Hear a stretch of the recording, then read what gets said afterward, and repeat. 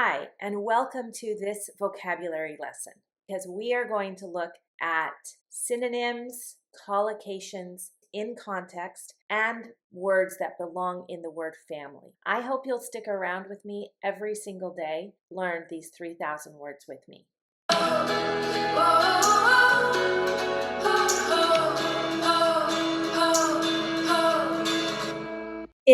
If is a conjunction that introduces a condition or something that must or might happen. It's imagined before another result occurs. If can have several meanings and can express different degrees of certainty, politeness, doubt, or contrast. Let's take a look at some synonyms. So if is an assumption or a theory or a given. If this is true, then this other thing is true. And we use that in a if-then situation. If can be a belief or a premise or a hypothetical. If can be a condition, an exception, a requirement, a stipulation. Let's look at how we use if. So when we use if, we usually have it in two parts. The sentence is going to have two parts. If it rains, we'll stay home. If it rains is your dependent clause. We'll stay home is the independent clause. You can switch these around and say, we'll stay home if it rains. And if we do that, there is no comma. So if I take this and put it here, we'll stay home if it rains. No comma. So in the first part of the sentence, we state a real possibility. And then in the second part of the sentence, we state the future condition. If it rains, if you need help, if I have time, if we finish early, all of these are real possibilities. And I want you to notice that if plus the present simple and then will plus the base verb. That's the form here that says this real possibility will result in this other thing happening. We can use if in an imaginary or an unlikely situation. If I were you, I would apologize. If I had more time, if I could choose. These ideas are in the past simple and they show an imaginary or an unlikely situation. And then in the second part of the sentence, we don't have the will. Now we have a would. Would plus the base verb. This is showing it's an unlikely situation because you know what? I'm not you, and you make your own decisions. If I were you, I would apologize. We often use this to give advice, but we understand I'm not you, and you make your own decisions. If you had told me, I would have helped you. Okay, so this is an imaginary past, and it's in the past perfect. It's an imaginary past, and it expresses regret or criticism. You might use this if you say, if I had known, if I had remembered, if we had left earlier. It's to express regret. We're not going to be able to change anything here. It's just, we would have liked to be able to change it, but we can't.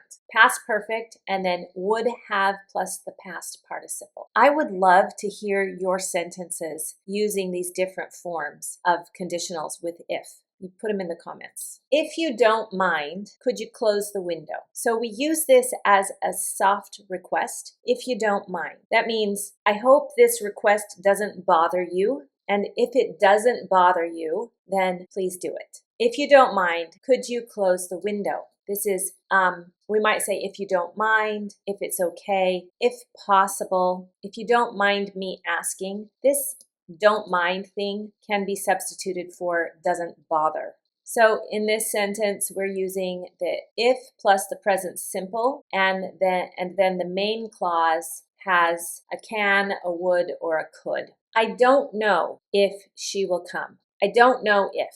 This shows uncertainty. This is not a condition. It's not a conditional phrase or anything. This just shows I'm uncertain about the outcome. I don't know if. I will ask if. I will see if. I'll check if. I wonder if. It's an embedded question, so we're not going to write it with a question mark. It's just, I wonder if she'll come. I'm just stating something I'm thinking about.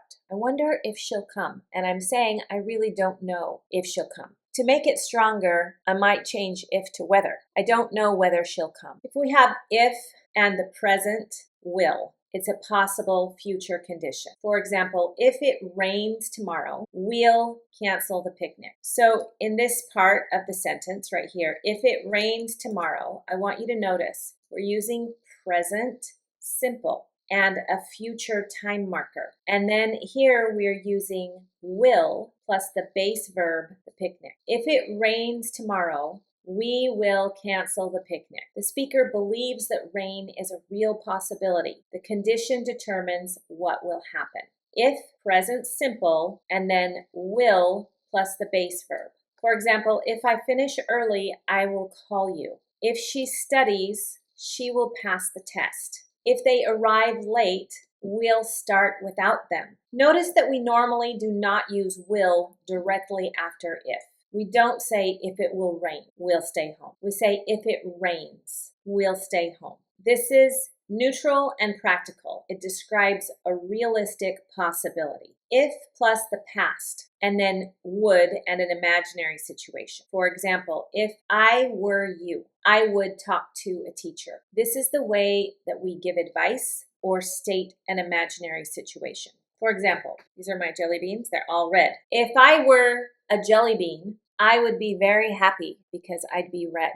That's never going to happen, right? I'm not a jelly bean. But you heard the grammar in that sentence. If I were, and then something. So that's saying an imaginary situation. If I'm going to give you advice, I might say, if I were you, I would call the doctor. You've had a bad stomach ache for weeks. If I were you, I would call the doctor.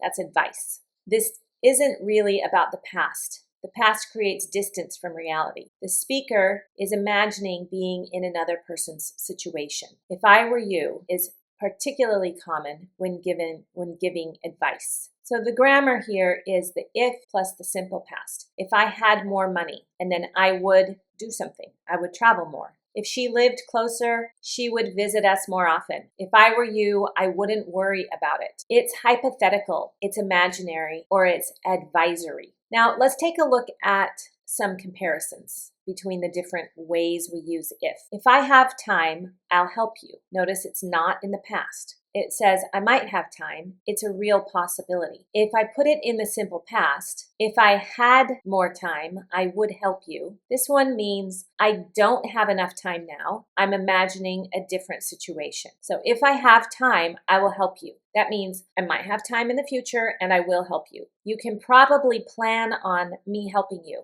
If I had more time, I would help you. You can't plan on me helping you. You better find a different situation, a different solution. If plus the past perfect, and then would have. This shows unreal past, regret, or criticism. For example, if you had told me about the past, I would have helped you. So this is using past perfect. If you had past told perfect me about the problem, I would have helped you.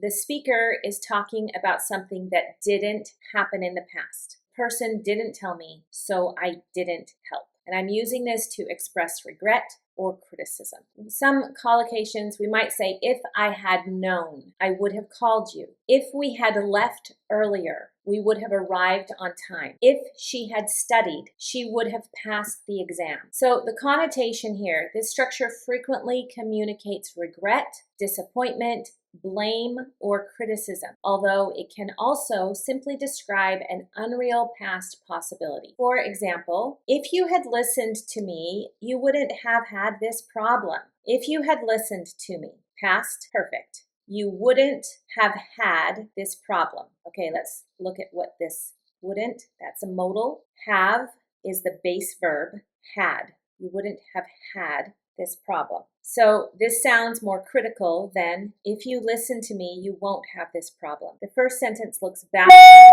and implies that the person failed to listen. If you had listened to me, you wouldn't have had this problem. Sometimes We use if for politeness or softening something. If you don't mind, could you close the window? Here, if isn't primarily establishing a condition, it makes the request less direct and more polite. Some examples or some comparisons for that is we could say, close the window. That's very direct. It's possibly too strong. Could you close the window? That's more polite. If you don't mind, could you close the window? That's even softer and more considerate. So some common expressions with if that make it softer and more considerate are if you don't mind, if it's okay, if possible, if you don't mind me asking, and then you go on to say what you want. If you have a moment, if you wouldn't mind. For example, you might say, if you don't mind me asking, how old are you? The phrase, if you don't mind me asking, acknowledges that the question could be considered personal or intrusive.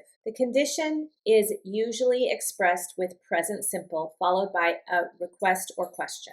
For example, if you don't mind, that's present. Could you help me? That's a modal and present simple. If it's okay, can I sit here? If possible, I'd like to leave early. This is polite, it's cautious, it's respectful. Sometimes it's overly formal. Sometimes it's overly formal, depending on the context. When you say, if you don't mind, you're being very cautious. If can mean whether, and it shows uncertainty or an indirect question. For example, I don't know if she'll come. That's an indirect question. I might be asking if she'll come, but I don't want to ask the question. It does not introduce a condition. It means approximately.